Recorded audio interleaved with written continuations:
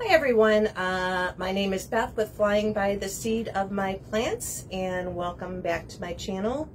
And I wanted to share with you today what I was doing.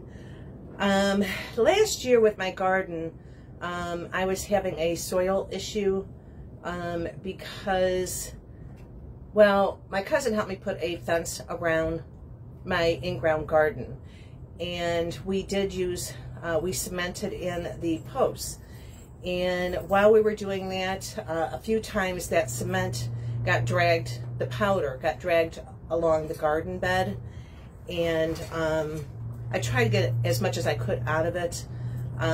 But I think that cement powder changed the pH or something in my soil, because the tomatoes that were along the edge of the garden, like along the one side, I had my San Marzano tomatoes, which are indeterminate tomatoes that I planted.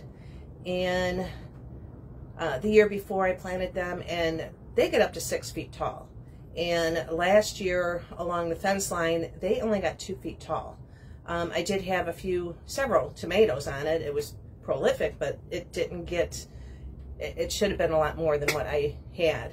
And so I am blaming that on the soil. So I did add some azomite to my soil last year, trying to see if I could help it along.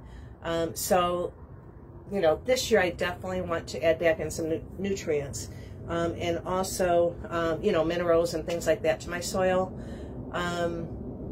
So it really made me research more on things I could add to the soil to make it more healthy. And this is the first time that I have actually, I went out and bought the Alphalpha Pellets. And so I researched more on that. And, you know, I heard about that a couple years ago, and I really didn't pay much attention to it because I didn't have any issues with my soil. I do add compost on my beds, and when I plant, in my in-ground, I put compost around those plants, worm castings, different things like that, fertilizer. But last year something happened with, you know, adding the, putting in the cement posts and some of that cement powder getting on the soil in my garden. So anyhow, I started researching them more, and the alfalfa sounds like fantastic. So I went up to Tractor Supply and I bought a 50-pound bag. And today, it's February 15th in Northeast Ohio. Absolutely gorgeous today. It's like in the low 70s. So I was going around and cleaning out some of my beds, the weeds and stuff that were coming in. And I went ahead and spread the alfalfa pellets in my in-ground and all of my garden beds. And so I ended up using all 50 pounds. So I might go ahead and get some more. But I also put about 3 cups into, probably about, well, maybe 3.5 cups, anyhow, to a 5-gallon bucket of water. And that water I did have in here for a couple days because I do live in the city, so there is chlorine in the water. So if you don't have a filter or anything on your hose, if the water sits in a bucket, sorry about that. If it sits in a bucket, the chlorine will eventually start coming out of the water, stirring it a few times a day. So anyhow, that's been sitting there for a couple days now, and I added the pellets to it because, you know, if you have chlorine in your water, it is going to destroy all those good, that bacteria that you want, you know, in your soil. But the alfalfa sprouts, I went ahead and I took notes here, but there is magnesium, there is phosphorus, potassium, nitrogen, calcium, sulfur, boron, iron, and zinc. The meal of alfalfa contains a growth hormone, and I don't know if I'm pronouncing this right, but it's triacontanol. I know I'm probably butchering it, but that helps stimulate the plant's root growth, and it also increases beneficial soil microbes.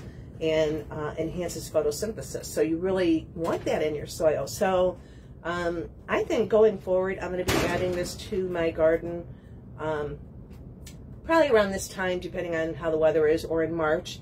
You want to add it at least a couple to 3 weeks before you start putting plants in the soil, because as it starts going in the soil and decomposing, it could heat that up. So it's really great if you want to put it in your compost. And that, since I put it on all my beds, I want to get some more, and I do want to add it to my compost as well. But it also has vitamins A, B, and E, and minerals like magnesium and iron. And it contains 16 amino acids that play roles in healthy plant growth. So, you know, and it's not expensive. 50 pounds was a little, I think it was a little over $20. For some reason, they didn't have the price on the bottom, but I think it was just over $20 for 50 pounds. One thing with the, I don't know if I went over this, but I went ahead and I got this filter. This was a couple years ago, but it's good for 40,000 gallons of water to go through it, and it filters out the chlorine. So it might be time for me to get a new one. But if you're adding worm castings or anything beneficial to your soil, and then you're just watering with your city water with chlorine in it, you're destroying bacteria. So, you know, keep that in mind. And I, you know, went on Amazon, and this one, Boogie Blue Basics, they say it actually filters out all of the chlorine. But there's other ones that were a lot cheaper than this one. And it was on Amazon like $25, $27. So I don't know, you got to research it, and if you're going to buy a filter. But I would highly suggest getting a filter if you live in the city and you have chlorine in your water. So right now I'm just going to show you how the tea that's already dissolving. I, you know, put like 3 or 4 cups, 3.5 cups of alfalfa pellets in there in a 5-gallon bucket, and already it's dissolving. And I'm just going to mix that up, and after about 3 days, and you know, I'll start watering the plants out here. So I'm going to go ahead and flip this around so you can see what I'm talking about. Okay, so here is the compost tea, and that is the pellets dissolving. So as a tea, this is going to be awesome to add to your plants. So I wanted to show you that. It's all over my hands now. I do have my onions out here. I have some lettuce starts. And this is some of my bunching onions, and I'm going to go ahead and trim these probably to about there. That'll make the onions stronger. And I got some chives and some more onions back there, so I'll be watering with that. And now I'm going to take you out. Right now I'm in the greenhouse. I'll take you out and show you kind of like the ratio that I used on my beds. So,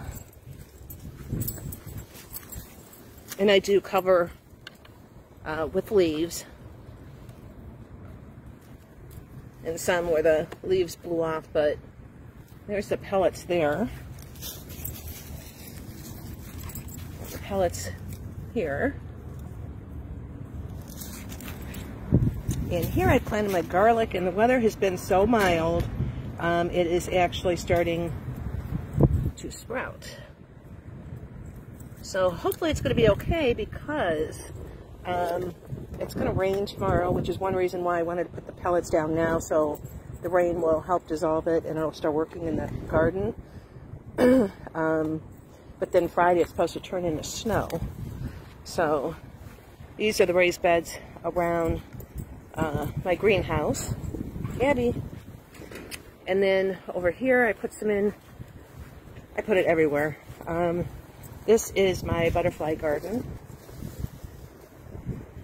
And then all along the house I have my perennial garden. And those are blackberries over there. And so I'll take you back and show you raised in-ground. Here's another. These are the Vigo beds. I absolutely love them with the cattle panel. But here are the alfalfa sprouts I added here. And then to all of those raised beds. And then here is the in-ground. So I added all the pellets all around in there, especially along the edge, you know, where we cemented in the posts. And then I have a bunch of beds all along the fence line there. And then back there, I put some pellets in there. And I also did that winter sowing, so I want to show you that real quick. And if any of you have done this year the winter sowing, with the weather being so nice, you want to make sure if you get any sprouts coming up, then that's when, if we, like Friday, you know, once the temperatures start dropping, and if they actually did sprout, and they're not frost hardy, you would run the risk of the frost will kill them. So you got to be careful. So if you do have sprouts, you got to bring them in. And so far I don't have any, which is good because our temperatures are going to drop again. And so anyhow, I just wanted to share that with you. And thanks for watching. And if you have any questions or comments, if you've used it in your garden and how it did, please let me know. And thanks again for coming back and watching. And if you're new here, and if you like the contents, go ahead and hit subscribe and the like button. There is going to be a lot more videos coming up through the gardening season of what I do. I know this year I want to add blueberries to my garden. And I also do a plant sale, so I will be sowing. I'm going to have well over 800 plants. So anyhow, I'm going to bring you along whenever I do some different things in my garden. So hopefully this was helpful to you, and I will see you on the next one. All right, bye.